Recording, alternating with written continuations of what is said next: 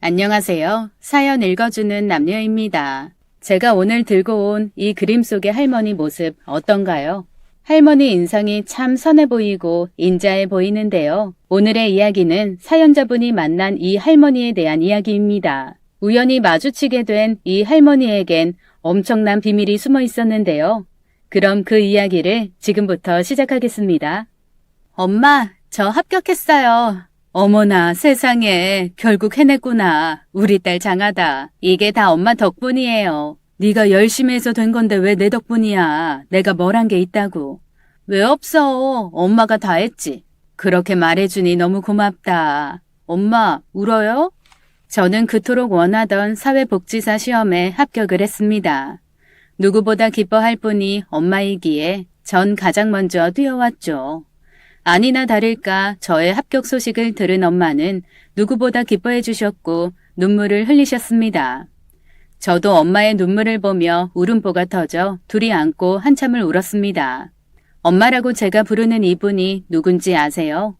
엄마는 맞는데 절 낳아주신 분은 아닙니다. 어릴 적 고아원에 맡겨진 후 저를 길러주신 원장 엄마입니다. 제가 이 세상에서 가장 사랑하고 존경하는 분이에요.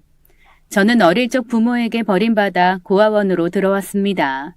남들은 고아라고 하면 안쓰러운 표정부터 짓지만 저는 지금의 저희 원장엄마를 만난 것이 최고의 행운이었습니다. 잠이 안 오니? 첫날이라 그런가 보다. 원장엄마랑 같이 잘까? 어린 나이에 낯선 상황에서의 첫날 밤은 낯설고 불안했습니다. 그 첫날 이불 속에서 훌쩍이며 잠 못 이루고 있는 저를 찾아온 건 저희 원장 엄마였어요. 엄마 보고 싶어요. 그래. 엄마도 우리 진이가 보고 싶을 거야. 그런데 왜 절 여기에 버리고 갔어요? 버린 게 아니고 엄마가 힘든 일이 있는데 우리 진이까지 힘들까 봐 널 여기에 맡긴 거란다. 힘든 게 뭔데요? 난 엄마랑 있고 싶은데.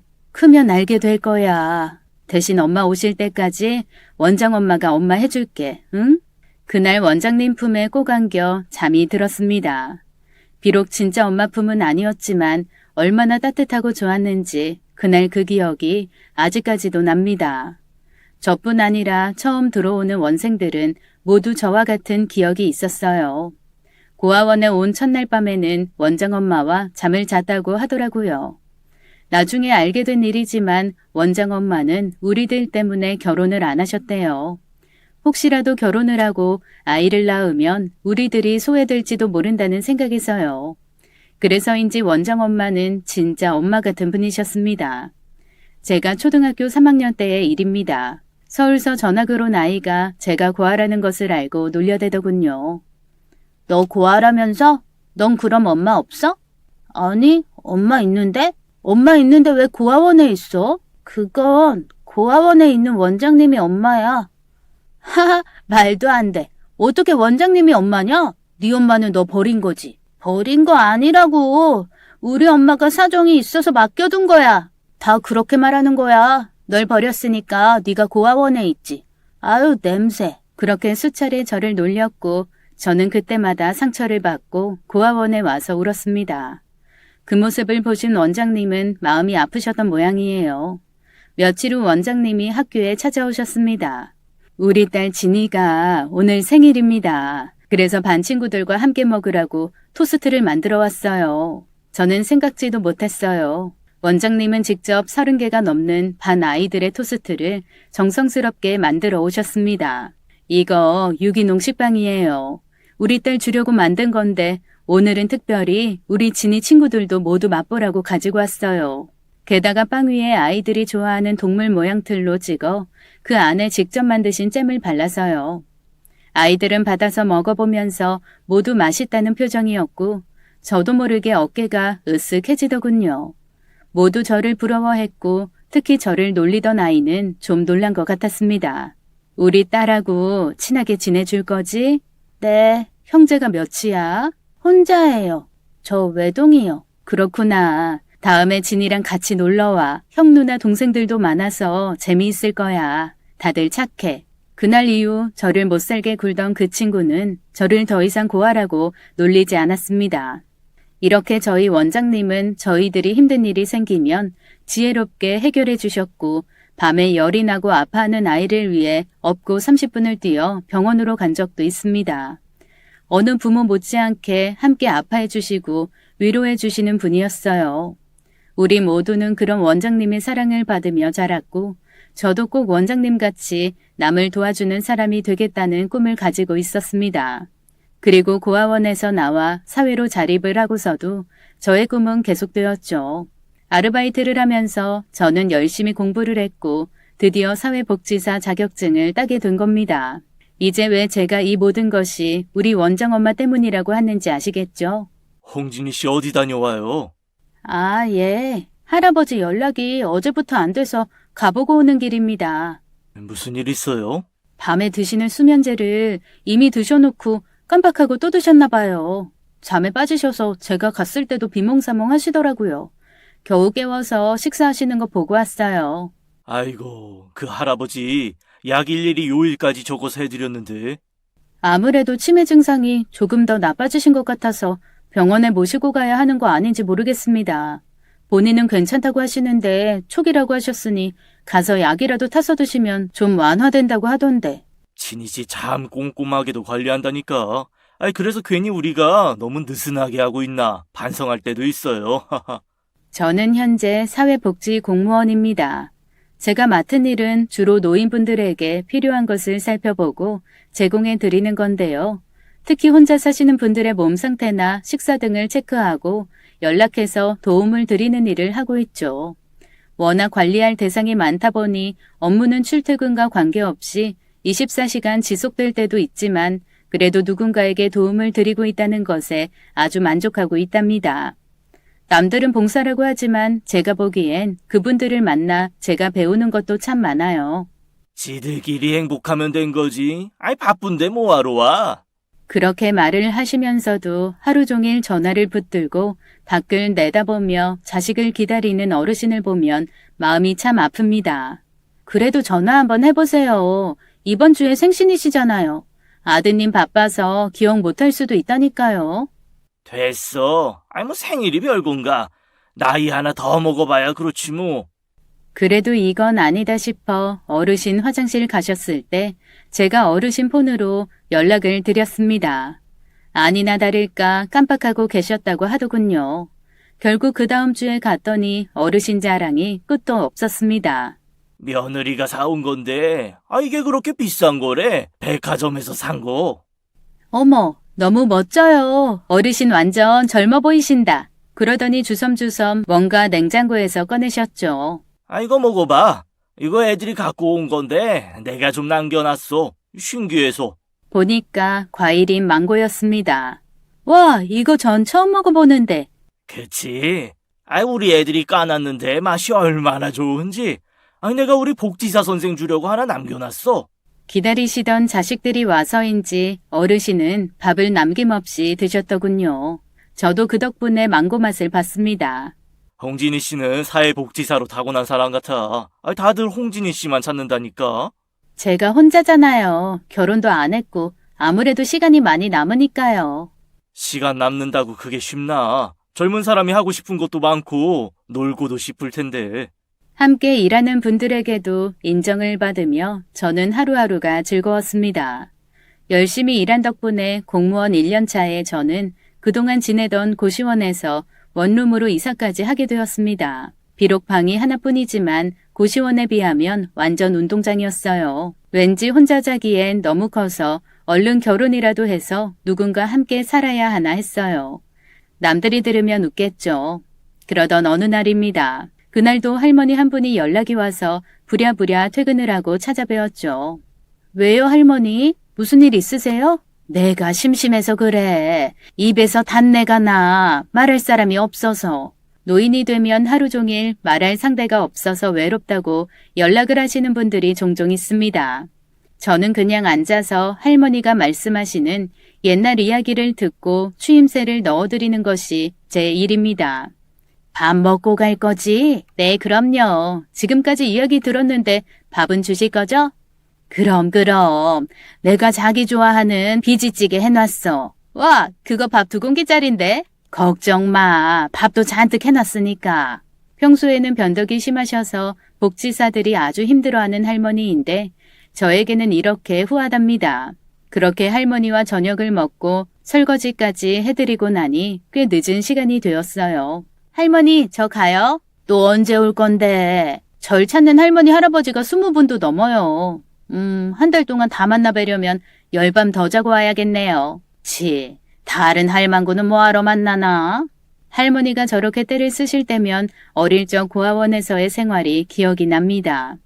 다들 원장님과 함께 자려고 순번을 정했고 원장님은 자기 시간도 없이 아이들에게 잠자리를 제공해 주셨거든요.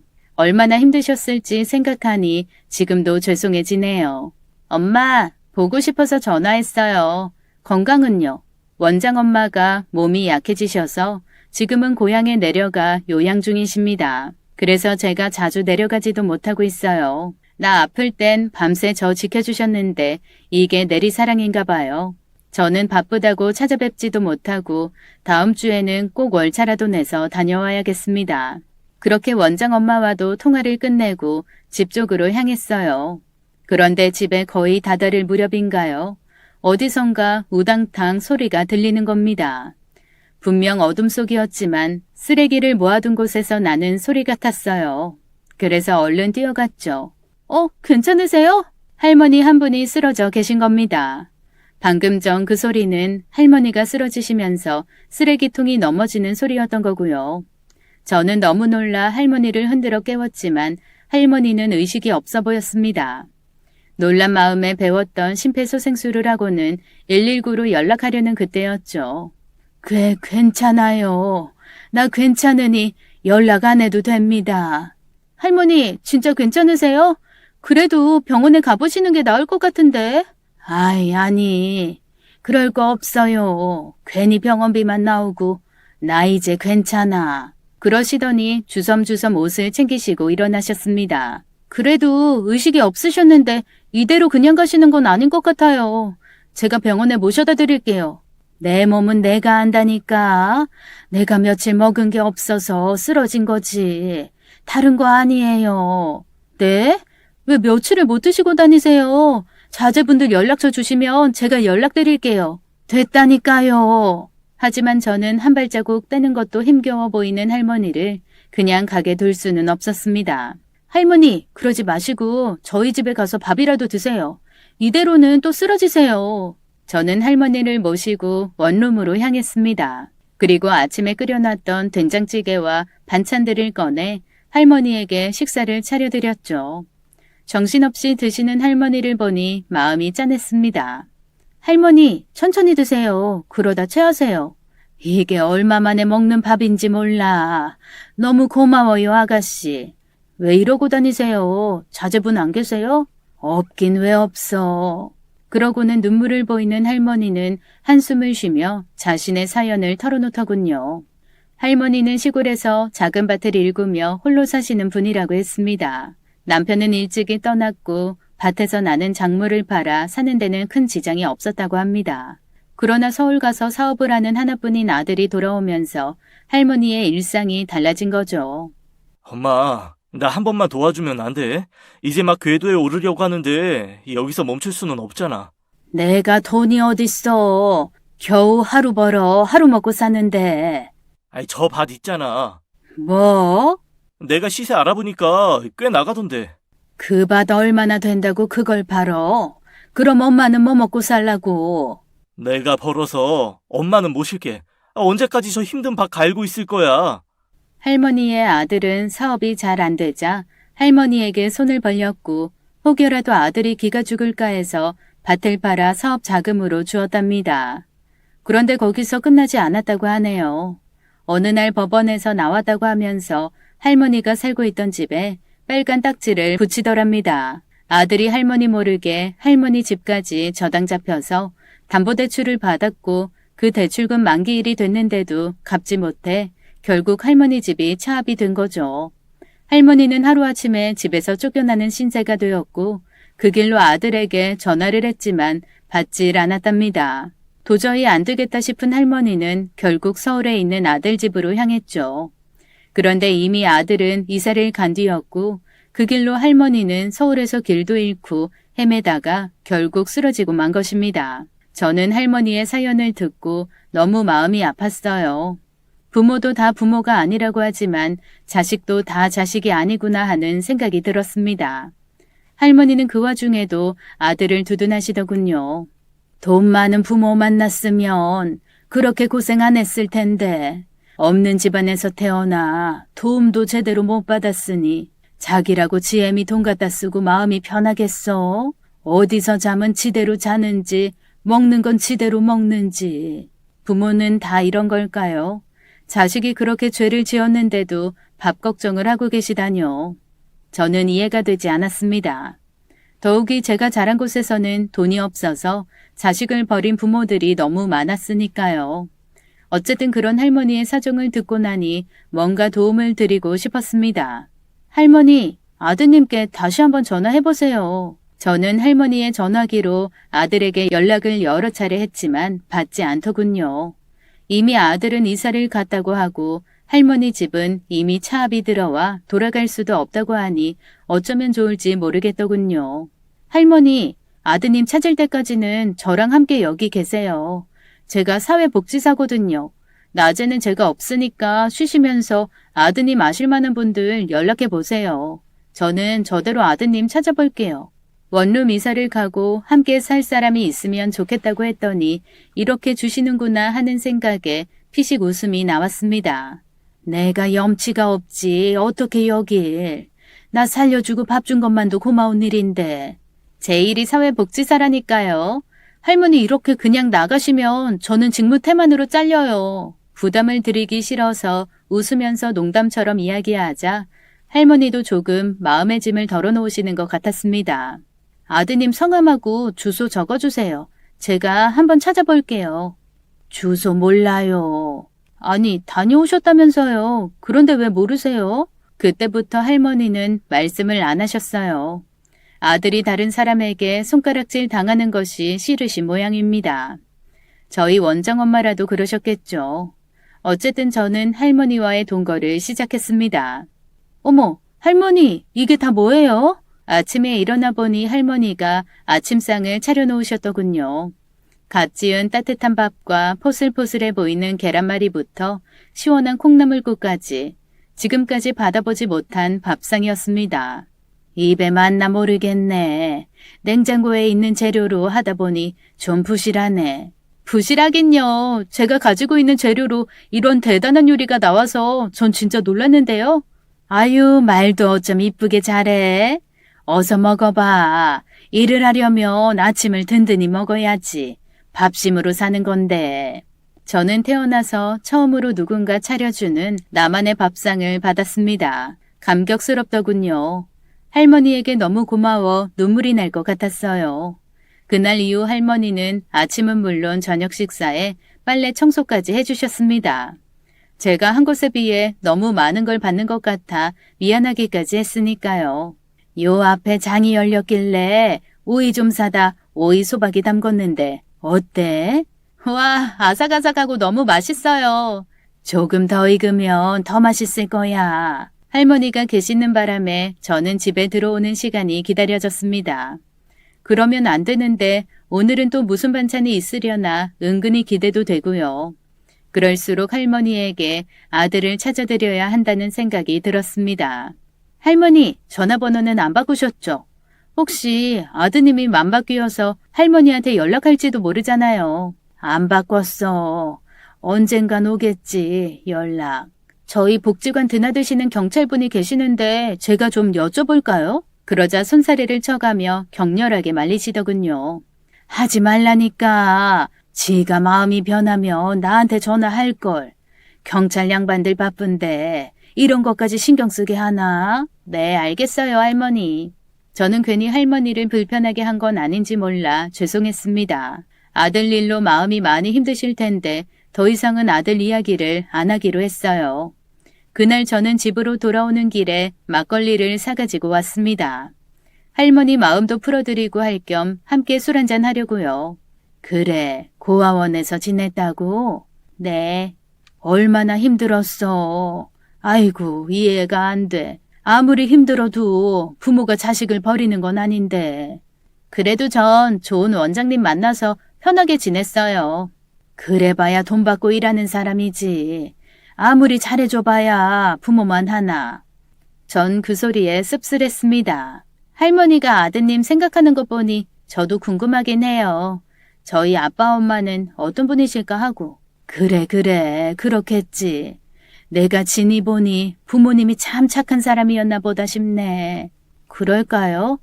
그런데 왜 버리셨을까요? 술이 들어가서인지 할머니가 제 속을 알아주셔서인지 저는 저도 모르게 눈물이 쏟아지면서 한 번도 해보지 못한 부모님에 대한 그리움과 원망을 쏟아냈지요. 저는 나중에라도 절대 아이 버리지 않을 거예요. 이렇게 책임도 못 질 걸 왜 낳았냐고요. 부모도 사정이 있었겠지. 지 자식 버리고 싶은 부모가 어디 있겠어. 아니요. 어떤 이유가 있어도 책임은 져야죠. 어릴 적 엄마 손잡고 가는 애들 보면 얼마나 부러웠는지 몰라요. 원장님이 정말 잘해주셨지만 그래도 내 엄마는 아니잖아요. 이것저것 사달라고 떼도 쓰고 싶고 어리광도 부리고 싶은데 저는 어릴 때부터 어른스럽다는 이야기를 많이 들었어요. 혹시 절 싫어하면 어쩌나 눈치를 보게 되고 제가 버섯을 먹으면 토할 것 같은데 잘 먹어야 칭찬받으니까 꾸역꾸역 먹고 또 토하고. 그래. 얼마나 힘들었을까. 그 어린애가 싫다는 말 한 번 못하고. 저는 그 순간 울음이 터졌습니다. 엉엉 소리내어 울었어요. 이렇게 울어본 적은 없었습니다. 그러자 할머니는 제 등을 감싸주시면서 꼭 안아주셨어요. 그래. 내가 앞으로 네 할미다. 힘들면 힘들다고 이야기하고 누가 뭐라고 하면 나한테 이르고. 정말 제 할머니 해주시는 거예요? 나도 이렇게 예쁜 손녀 생겨서 좋네. 할머니. 그렇게 저는 진한 서름을 한꺼번에 쏟아부었고 그날 이후 할머니에 대한 신뢰는 더 쌓여갔습니다. 머리 안 아파? 네? 조금. 북어국이네요. 그래, 속 아플 텐데 시원하게 마시고 나가. 죄송해요. 제가 어제 쓸데없는 이야기를 많이 했죠? 무슨 이야기를 했나? 하나도 기억이 안 나는데. 나도 워낙 술을 오랜만에 마셨더니. 할머니는 제가 민망할까봐 아무 이야기도 안 하셨습니다. 저는 갑자기 생긴 할머니로 신이 났죠. 그동안 수없이 많은 할머니와 할아버지들을 만나서 도움을 드리려 애썼지만 정작 제 감정을 이야기할 사람은 없었습니다. 그런데 제가 정말 의지할 할머니가 생기니 힘이 났어요. 마치 열심히 살아온 인생에 보상을 받는 것도 같았습니다. 할머니, 우리 공원 가요. 사람 많은 곳은 딱 정신없어서 싫어. 지금 꽃이 진짜 예쁘게 폈는데. 괜찮아. 꽃은 우리 지니꽃이 젤로 이쁘네. 참 할머니도. 아까 참 주인이 왔었어. 수도 요금이 많이 나온다나 뭐라나. 나 끼어 산다고 수도값 더 내라는 거지 뭐. 그래요? 제가 잠시 계실 거라고 이야기했는데. 인심도 야박해가지고. 이래서 새 사는 게 서름이라는 거야. 괜찮아요. 내가 아는 사람이 작은 빌라를 짓고 있어. 나한테 예전부터 신세를 많이 진 사람인데 그거 싸게 한 채 받아줄까? 네? 그게 가능해요? 그럼 내가 반값에 달라고 하면 줄 거야. 그래도 비싸죠 그런 거? 워낙 외진 데라 일단 계약금 3천만 원만 있으면 살 수 있을걸? 3천이요? 저는 그런 돈이 없어요. 아까 주인이 그러던데 여기가 보증금 3천에 10만 원이라고. 예. 아이고 젊은 사람이 재테크라고는 모르네. 수도 하나도 내 맘대로 못 쓰는구만. 이럴 때 그거 하나 잡아놨다가 나중에 팔아도 몇 억 남는 장사야. 저는 할머니의 말에 좀 놀랐습니다. 부동산 지식이며 말씀하시는 단어가 일반 할머니와는 달랐으니까요. 할머니 대단하세요. 어떻게 그렇게 잘하세요? 내가 젊을 때 주변 사람들 집 많이 사줘봤거든. 내 집은 없어도 집 없는 서름들 내가 아니까. 전 할머니가 말씀하신 대로 주인에게 집을 내놓을 것을 이야기했죠. 할머니는 그런 저를 데리고 빌라를 짓고 있는 곳에 가서 보여주셨습니다. 위치도 그렇고 방이 3개나 되는 빌라를 보니 마음이 설레더군요. 내가 1,000만 원이나 깎았어. 그러니 2,000만 원만 있으면 되겠다.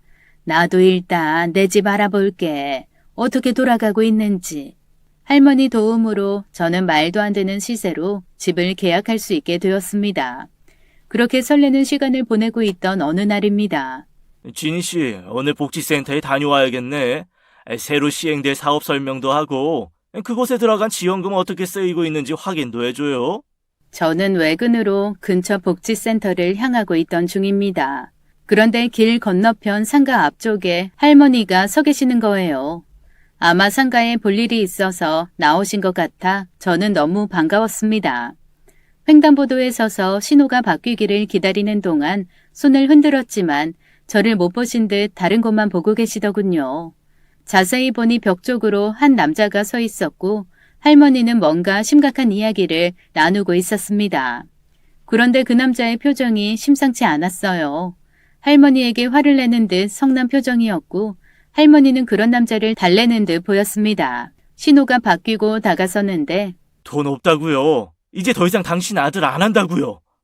이런 소리가 들렸고 곧이어 할머니를 밀치더군요. 저는 놀라서 뛰어갔습니다.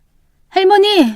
저를 본 할머니는 당황을 했고 그 남자는 그 자리를 피해 인파 속으로 사라져버렸죠. 저는 그 남자를 쫓으려 했지만 할머니가 붙잡는 통에 더 이상 움직이지를 못했습니다. 할머니 아들 맞죠? 그제서야 할머니가 고개를 끄덕이시더군요. 그런데 그렇게 보내시면 어떻게 해요? 뻔뻔하게 할머니 돈을 다 뺏어가 놓고 어떻게 할머니한테 폭력까지 행사를 해요? 이게 다 내 잘못이야. 내가 못 가르쳐서 그러는 거야. 이제 할머니도 그만 두둔하세요. 저런 아들은 자식도 아니에요. 저는 너무 화가 났고 할머니는 그런 저를 보고 눈물만 흘리셨습니다. 제 업무만 없었다면 그 아들을 끝까지 쫓아서 할머니 앞에 무릎을 꿇리는 것인데 그럴 수 없어서 할머니를 집에 모셔다 드리고 나왔습니다. 마음이 너무 불편했고 내내 할머니의 마음이 어떠셨을까 생각하니 속상했죠. 그날 저녁 저는 갈비탕을 사가지고 집으로 들어갔습니다. 할머니는 우두커니 창밖을 보고 계시더군요. 할머니, 이거 이 동네에서 제일로 맛있는 갈비탕이에요. 줄 서서 사왔으니까 얼른 먹고 힘내세요. 됐어. 너나 먹어. 나는 입맛이 없어. 이럴수록 잘 드시고 아들 혼내줘야죠. 저는 억지로 할머니 손에 숟가락을 쥐게 했고 그제서야 못 이기는 듯 할머니는 식사를 하셨습니다. 맛있죠? 고기가 얼마나 연한데요. 연하고 맛있네. 그놈도 갈비탕 좋아하는데. 참나, 이런 와중에 아들 생각이 나요? 저는 부모는 저런 거구나 싶었습니다. 나중에 아들이 할머니한테 사과하고 오면 제가 한 그릇 싸줄게요. 그러니 지금은 아들 걱정 말고 싹 드세요. 알았어. 내 먹을게. 근데 아드님한테 연락이 온 거예요? 할머니 전화로? 그동안 어디에 있었대요? 왜 전화를 안 받았대요? 그냥 미안하고 죄스러우니까 안 받았겠지. 근데 아까 보니까 화를 막 내고 있던데 할머니한테 왜 화를 내요? 죄송하다는 사람이. 내가 돈 좀 부탁했더니. 네? 무슨 돈을요? 진이 계약금 내가 해주고 싶어서 혹시나 하는 마음에. 할머니, 그게 무슨 말씀이세요? 제 집인데 왜 할머니가. 이제 네 할머니 아니냐. 할미가 그 정도도 못해줘? 저 집 내놨으니까 곧 세입자 들어오는 대로 준다고 했어요. 그런데 뭐하러 그런 이야기를 해요. 자기 엄마도 못 알아보는 사람한테. 자기 속이 자기 속인가? 일은 안 되고 괜히 엄마 보니 화풀이 하는 거지. 말도 안 돼. 자기가 잘못해놓고 왜 화풀이를 엄마한테. 자식은 그런 거야. 저는 이해 못하겠어요. 제가 부모면 혼내줄 것 같아요. 그만 먹으라는 거냐? 아니에요. 그만 이야기할게요. 아들 흉보니 싫으신가 보다. 그렇게 할머니와 식사를 하고 나서도 저는 마음이 편하질 않았습니다. 괜히 저 때문에 일어난 일 같았어요. 이렇게 자식을 생각하는 걸 아들이 알고 있는지 하긴 안다면 아까같이 할머니를 밀치는 일은 없었겠죠. 가끔 제가 일을 하다 보면 부모에게 폭행을 하는 자식을 봅니다. 자신들이 잘못하고 안 된 것을 부모에게 화풀이 하는 거죠. 부모는 자식을 신고하지도 고발하지도 않으니까요. 할머니는 밀쳐 넘어진 상처를 저에게 보이지 않으려고 합니다. 저는 할머니가 무안하지 않게 반창고와 약을 할머니 곁에 두었죠. 새벽쯤 되었나 봅니다. 할머니가 어딘가 전화를 하고 계셨죠. 그러나 받지 않더군요. 또 아들에게 전화를 하시나 봅니다. 그렇게 할머니는 전화를 계속했지만 아들은 결국 받질 않았고 저는 할머니 핸드폰을 통해 아들의 번호를 알아냈습니다. 할머니라 잠금장치도 없었으니까요. 회사에서 오전 근무를 마친 저는 혹시나 하는 마음으로 아까 알아둔 할머니 아들에게 전화를 했습니다. 네, 여보세요? 역시 할머니 전화만 피하는 거였더군요. 저는 기가 막히고 화가 났습니다. 이필순 할머니 아시죠? 그게 누군데요? 엄마 이름도 몰라요? 예, 그러는 당신은 누굽니까? 이필순 할머니 모시고 있는 사람이에요. 이필순 할머니는 누군지 모르겠고요. 이 번호 어떻게 하셨어요? 그게 뭐가 중요해요? 어제 할머니 밀쳐서 다치게 하고 도망가셨잖아요. 이래도 시침이 떼실 건가요? 그제서야 아들은 피할 수 없다는 것을 안 모양입니다. 그쪽이 그 여자랑 살고 있습니까? 그 여자? 아니 어떻게 어머니를 그렇게 부르세요? 할머니는 자나깨나 아들 걱정뿐인데 자식이 돼서 그러시면 안 되는 거 아니에요? 답답한 소리 하지 마시고 끊으세요. 아니요, 저 못 끊어요. 제가 직업이 사회복지사인 이상 노인분들 편하게 지내시게 하는 게 제 임무입니다. 아, 예, 그럼 알겠습니다. 만나드리죠. 대신 할머니한테는 말씀하시지 마세요. 이하 동문입니다. 그 여자한테 말하지 말고 나오세요. 엮이기 싫으니까. 저는 전화를 끊고 너무 기가 막혔죠. 이런 싸가지 없는 아들이 다 있나 싶고 할머니가 더더욱 불쌍하게 느껴졌습니다. 할머니, 저 오늘 좀 늦어요. 그러니까 식사 거르지 마시고 잘 챙겨 드세요. 저는 완전 전투적인 태세를 갖추고 그 아들과 만날 장소에 나갔습니다. 아들은 먼저 나와 있더군요. 멀쩡하게 생긴 40대의 남자였습니다. 이필순 씨, 아드님 되시죠? 아니라니까 몇 번을 이야기합니까? 끝까지 엄마를 부인하는 아들과 무슨 대화를 할까 싶었습니다. 저도 남의 집 일에 끼어들고 싶지 않습니다만 이건 너무 아니다 싶어서 제가 연락드린 겁니다. 그러게요. 끝까지 끼어들지 마셨어야죠. 그런데 사람이 그러는 거 아니에요. 하나뿐인 엄마잖아요. 엄마가 계신 것만으로도 얼마나 감사한 일인 줄 아세요? 게다가 자식이 필요하다고 전 재산까지 주신 분인데 어떻게 이렇게 하실 수가 있어요? 누가 그래요? 그 여자가 저한테 전 재산을 줬대요? 다 알고 왔어요. 할머니 아드님 찾아다니느라 3일 내내 굶다가 쓰러지셔서 제가 구했다고요. 그럼 경찰서에 연락을 하시지 그랬어요. 하긴 못하게 했겠네요. 아드님한테 괜히 피해갈까봐 얼마나 조심하시는 줄 아세요? 이봐요, 복지사님. 그렇게 사람 볼 줄 몰라서 어떻게 합니까? 저는 그 소리가 무슨 이야기인지 몰랐습니다. 그 사람 사기 전과 26범이에요. 예? 지금 누구 이야기하시는 거예요? 누구긴 누구예요? 복지사님한테 들러붙어 있는 그 여자 말하는 거지요. 할머니요? 이필순 할머니 말씀하시는 거예요? 그 할머니 이름은요, 이필순 아니고요. 땡땡땡이라고요. 저는 순간 아무 생각도 할 수가 없었습니다. 도대체 무슨 말을 하고 있는 건지, 그럼 그 할머니는 누구라고 하는 건지. 그러나 할머니 아들의 충격적인 이야기는 그때부터 시작이 되었어요. 엄마, 어디가 또? 네 아빠같이 능력 없는 남자 만나서 사느니 그냥 혼자 사는 게 나아. 할머니의 아들은 어릴 적 엄마에게 버림을 받고 아버지 손에서 컸답니다. 그리고 이곳저곳을 사기를 치며 다녔던 겁니다. 야, 네 엄마 어딨어? 연락은 될 거 아니야? 몰라요. 저희랑 연락 끊은 지도 꽤 되었다고요. 네 엄마가 우리 딸 결혼 자금으로 만들어 놓은 돈을 불려주겠다고 빌려가서 잠적을 했다고. 우리 딸 결혼 날짜 잡았는데 어쩔 거야? 그뿐이 아니었습니다. 우리 남편 퇴직금이야. 투자하면 수익률 2배라고 하더니 이자 2번 받고 끝이야. 전 재산 날렸다고. 아이고, 어떡해. 이놈의 여편네. 내가 잡기만 해봐. 내 돈 내놔. 그게 어떻게 모은 돈인데. 우리 남편이랑 처음으로 해외여행 가려고 그걸 들고 날라? 이런 짐승만도 못한 할망구. 사기의 종류도 너무 다양했습니다. 그 돈 다 탕진하고 거짓 신세대니 저한테 전화를 했더군요. 돈 좀 달라고. 그날 그렇게 만나서도 돈을 달라기에 기가 막혀 밀친 겁니다. 도대체 어느 부모가 자식한테 이런단 말이에요. 저는 이미 엄마라고 생각지도 않을 뿐더러 더 엮이고 싶지 않습니다. 저는 아들의 이야기를 듣는 내내 그 할머니와 같은 인물이라는 것이 좀처럼 믿기지 않았습니다. 그렇게 따뜻한 사람인데 어떻게 그럴 수 있는 건지. 그러니 다들 속지. 그 여자 수법에 안 넘어가는 사람 못 봤어요. 입안에 혀처럼 살살거리고 간쓸게 다 내어줄 것처럼 구는 게 그 여자 수법이에요. 그쪽도 그렇게 넘어간 거고. 그럼 진작에 신고를 했어야죠. 왜 가만히 계셨어요? 그러게. 그런데 그래도 생모라고 내 손으로 고발은 못 하겠더라고요. 현재 사기 전과 26범으로 수배를 받고 숨어 지내고 있다는 그 할머니. 그러고 보니 모든 게 좀 이상했죠.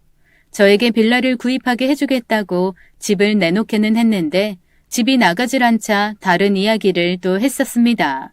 내 집을 다시 찾을 수 있다고 하는데 아들이랑 연락이 안 되니 어찌해야 될지. 그래요? 경매에 들어왔는데 입찰가의 10%인 2천만 원만 있으면 일단 살 수 있나 봐. 어머, 그거 사면 참 좋겠네요. 아드님께 얼른 연락 다시 해보세요. 지 때문에 그런 거 아는데 돈 있으면 벌써 했겠지. 너무 아깝다. 어쩌면 좋아요. 그래서 말인데 혹시 나 돈 좀 빌릴 수 있을까? 내가 집 찾으면 꼭 갚을게. 저도 그러고 싶죠. 그런데 제가 이 원룸에 세입자가 들어와야 하는데 그때까지만. 경매라는 게 날짜가 있는 거라 늦으면 아무 소용이 없어서. 대출은 사회복지사는 공무원이라 대출이 제법 나온다던데. 저는 속으로 할머니가 엄청 다급하셨구나 하는 생각을 했습니다. 결국 입사한 지 얼마 안 된 저에게 대출이 나오긴 힘들다고 해서 포기를 했죠. 만약 그때 제가 대출이라도 받았다면 할머니는 또 잠적해서 다른 사기를 치러 갔겠죠. 그뿐이 아닙니다. 아들을 만나기 며칠 전의 일입니다. 할머니, 오늘은 시장에서 우리 떡볶이 먹고 들어가요. 저는 할머니와 함께 시장 골목으로 들어갔고 마침 순찰을 다니던 경찰관이 할머니를 보더니 뭔가 고개를 갸우뚱하고 다가왔습니다. 할머니 혹시 신분증 좀 보여주실 수 있을까요? 응? 나 그런 거 지금 없는데. 왜 그러세요? 아, 예. 좀 찾고 있는 분이 계셔서요. 그럼 성함은? 응? 내 이름요? 이필순. 아, 예, 이필수님. 주민번호 한번 불러주세요. 주민번호? 아유, 글쎄, 내가 기억이 안 나네, 갑자기. 그렇게 할머니는 기억이 안 난다며 한참을 버티셨고, 보다 못한 저는 제 신분증을 주었죠. 전 사회복지 공무원입니다. 할머니는 제가 모시고 있는 분이고요. 근데 무슨 일이신지요? 아, 지금 저희 수배가 떨어진 분이 있는데, 인상차기가 좀. 전 불쾌했습니다. 그런 분 아니세요. 그리고 연세가 있으셔서 주민번호 기억을 못 하시는 것 같은데 나중에라도 문제 생기면 저한테 연락 주세요. 저는 그때 제 명함을 경찰에게 드렸어요. 뭔가 퍼즐이 맞춰지는 듯 했습니다. 저는 그 순간 얼른 집으로 뛰어갔죠. 이 모든 것이 사실이라면 할머니에게 확인을 하고 아무데도 못 가시게 꽉 붙들고 있어야 하니까요. 제가 들어가니 막 옷을 입고 나가려는 할머니의 모습이 보였어요. 할머니는 저를 보자 당황한 듯 했습니다. 저는 최대한 침착하게 이야기를 했어요. 할머니, 이 시간에 어디 가시게요? 그냥 답답해서 바람이나 쐬러 가려고 했지. 할머니, 이름이 이필순이라고 하셨죠? 그래. 왜? 제가 아드님을 만나고 왔거든요. 그 소리에 할머니는 정말 놀라셨는지 작은 손가방을 놓치시더라고요. 우리 아들을? 왜? 그냥 할머니한테 그렇게 하면 안 된다고 따지려고요. 그런 쓸데없는 짓 하지 말라니까. 키웠고 갔구만. 할머니가 왜 이렇게 아드님 만나는 걸 막는지 알았어요.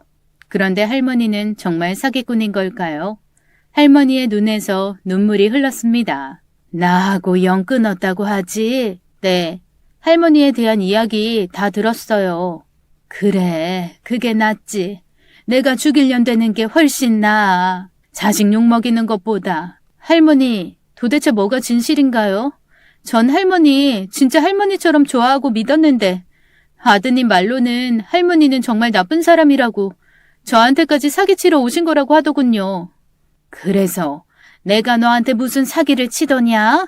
내가 네 돈 한 푼이라도 가져간 것 있어? 난 어떻게 해서든지 네 집 하나 마련해 주려고 아쉬운 소리 해가면서 계약금까지 낮춰놨는데 날 못 믿고 지금 와서 따지는 거야? 그럼 아드님 이야기는 뭔데요? 어릴 때 아이 버리고 간 엄마라면서요. 그러면서 저한테는 내 부모가 세상에서 제일 나쁜 사람인 것처럼 이야기하고 내가 너한테 꽤 정을 준 것 같은데 결국 나를 못 믿는구나. 우리 아들 흉을 내가 볼 순 없지. 그래, 그동안 고마웠다. 내가 이렇게 가면 되는 거지? 내 가방이라도 뒤질래? 혹시 네 물건이라도 가져갔을 수도 있으니까. 할머니, 저도 지금 어떻게 해야 할지, 누구 말을 믿어야 할지 모르겠다고요. 전 정말 혼란스러웠죠. 할머니가 이야기하는 것이 진실인 것 같았고요. 할머니는 주섬주섬 보따리를 챙겼고 저는 그런 할머니를 못 믿은 제가 잘못한 건가 하는 생각이 들 정도였습니다. 할머니, 어디 가세요? 어차피 나 못 믿고 나쁜 사람으로 생각하는데 내가 여기 있을 이유가 없지. 아니, 그게 아니라 할머니가 전과 26범 사기꾼이라고. 그 녀석이 그래? 지 형량을 나한테 뒤집어 씌워? 그럼 아니라는 거예요? 나랑 한 달 가까이 살았으면 날 봤을 텐데 이제 됐네. 나 가네. 아들놈 사고 칠 때마다 그게 다 내 업보라고 생각했어. 그날도 그놈이 그렇게 찾아와 돈을 달라고 하는데 내가 줄 돈이 없다고 하니 날 밀치고 도망간 거고. 너한테는 아들 흉보기 싫어서 네 돈 내가 빌린 거라고 한 거야. 누가 진실이고 누가 거짓인지 저는 지금까지 살면서 누군가를 진심으로 대하면 상대방도 저에게 진심으로 대할 거라 생각했어요.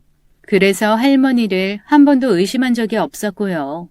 그런데 이 할머니가 절 오히려 죄책감 들게 합니다. 할머니, 잠깐만. 제가 잘못 용서를 빌며 할머니를 붙잡으려는 그 순간이었습니다. 그때 저희 집 문을 두드리는 소리가 나더군요. 그러자 갑자기 할머니가 눈이 커졌고 저는 현관 쪽으로 다가갔죠. 누구세요? 경찰입니다. 경찰이요? 그 순간이었어요. 제 앞을 가로막는 할머니. 열지 마. 네? 할머니, 경찰이래요. 그러니까 열지 말라고. 아니, 왜? 네가 신고했어? 아니요, 저는 아닌데. 문 열어주십시오, 김순자 씨. 김순자? 그 순간이었습니다. 갑자기 할머니가 원룸 창문에서 뛰어내리려는 듯 침대 위로 올라갔어요. 너 때문이야. 조금만 빨랐어도 바로 도망가는데 네가 와서 쓸데없는 이야기를 하는 바람에. 할머니! 할머니! 그때 할머니는 창문으로 다리를 올렸고 저는 보고 놀라 소리쳤습니다. 안 돼요. 여기 3층이라고요. 저는 얼른 할머니의 다리를 잡았습니다. 그러자 할머니의 비명소리가 들렸죠. 다리 한쪽은 창문에 걸친 채 나머지 다리 한쪽은 제 팔에 잡힌 채 그렇게 할머니는 고통스럽게 소리를 지르고 있었습니다.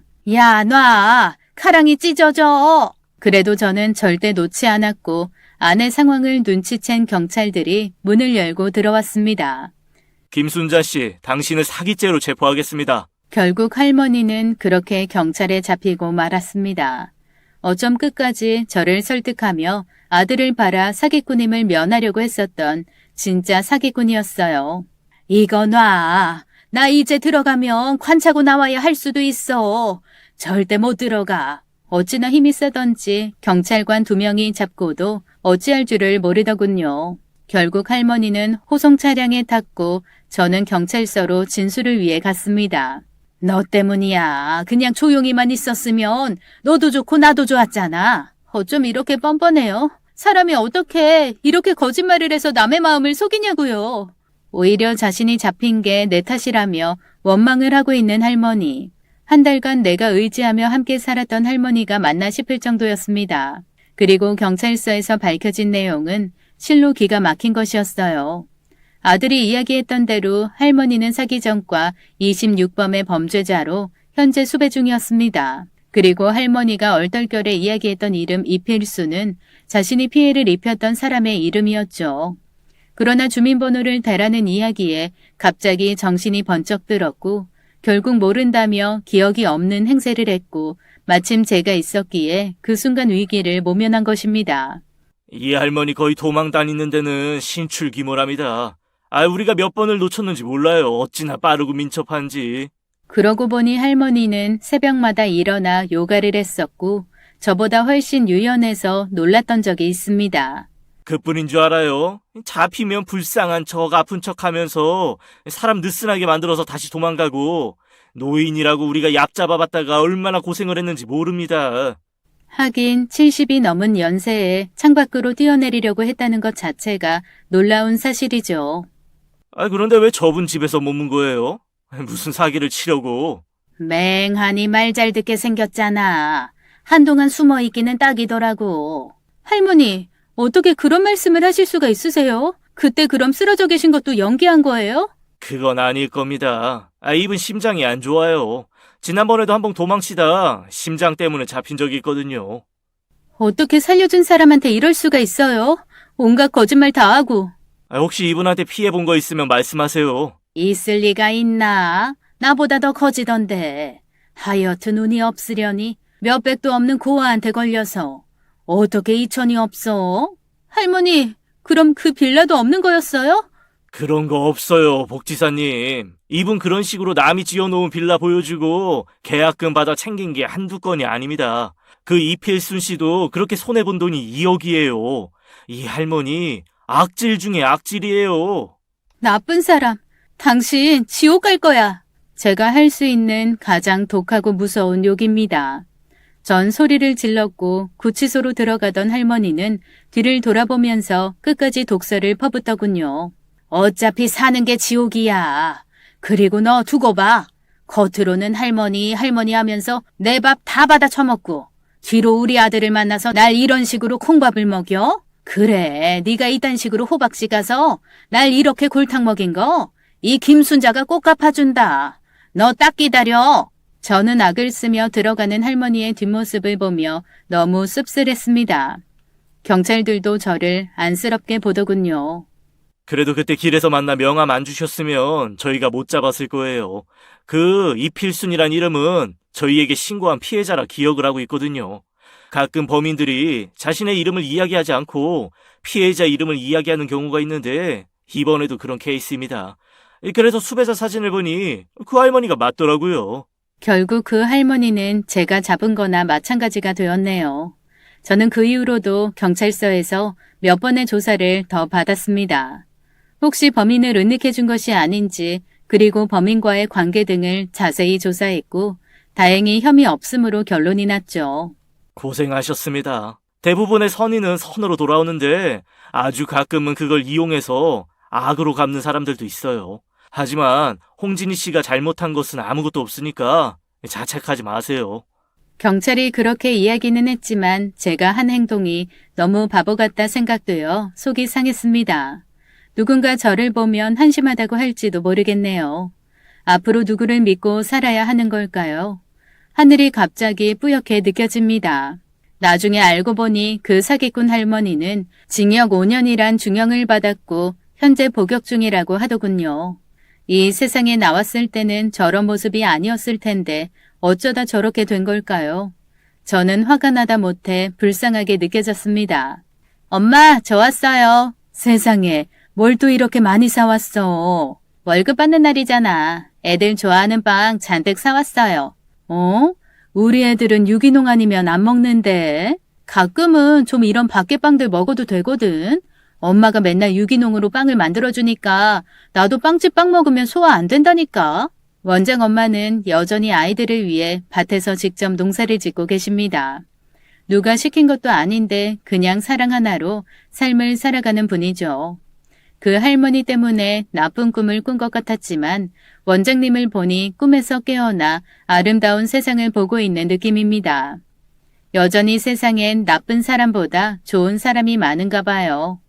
오늘의 이야기는 여기까지입니다. 제가 처음에 보여드렸던 이 그림 속 할머니, 알고 보니 사기꾼이었네요. 그것도 전과 26범. 세상엔 착한 사람과 나쁜 사람이 공존하고 있는 것 같습니다. 그래도 착한 사람이 더 많으니 지금 세상이 살만한 거겠죠.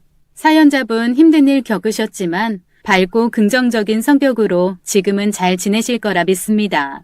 그리고 인생을 걸고 선행을 행하고 계신 원장 엄마분도 건강하게 잘 지내시길 바랄게요. 그럼 오늘의 이야기는 여기서 마치겠습니다. 감사합니다.